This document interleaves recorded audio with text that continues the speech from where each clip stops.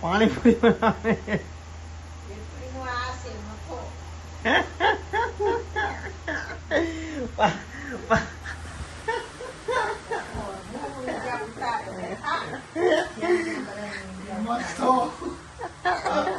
એવું છે કે મેં કર્યો આજે પાણીપુરી નું કોકરા સમજ્યા અને ચણા બાફવા મૂક્યા.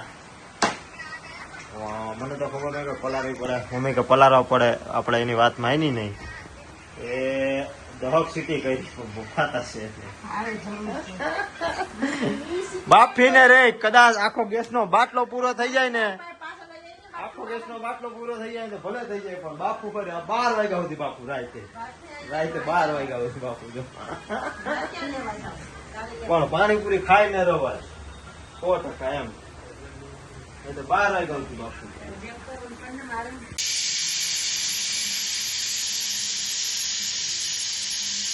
ઓગણી નંબર કોઈ કહેતું તું બફાઈ નહીં, પલારવા પડે, બફાઈ નહીં. ક્યાં ગઈ? હાલે જોઈ લે, અડી લે આમ જો દબાવીને હાલે, ભલે સીટી કરી હોય જોઈ લે, દબાવીને જોઈ લે, આમ ચેક કર.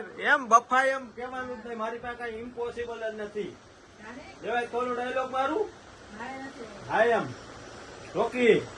હાલ હવે આપણે પાણીપુરી બનાવી છે બે. હાલ હમણાં કઈ ઘટે જ નહીં. જોઈ લે બફાઈ ગયા ને, ભલે 4 સીટી કરી બાફીને રહ્યું.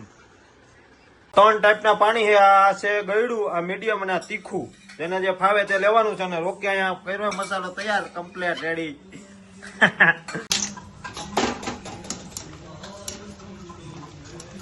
વાહ પૂરી તરાઈ છે ભાઈ. કેવી બને રામ જાણે.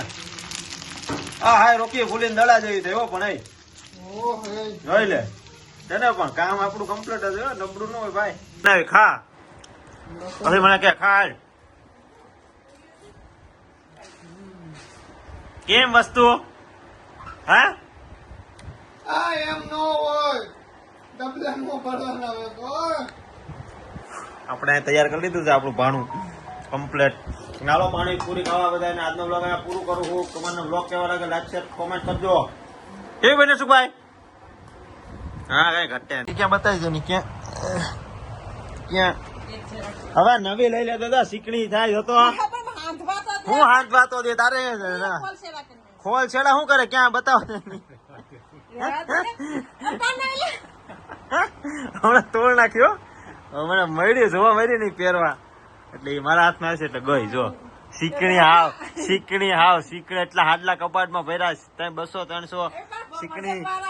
તાવા લઈ લેવાય ને, ફોરા હાથમાં ગયા તા તો માર્કેટમાં શીકણા વેરા કરે. હમણાં ગઈ હતી.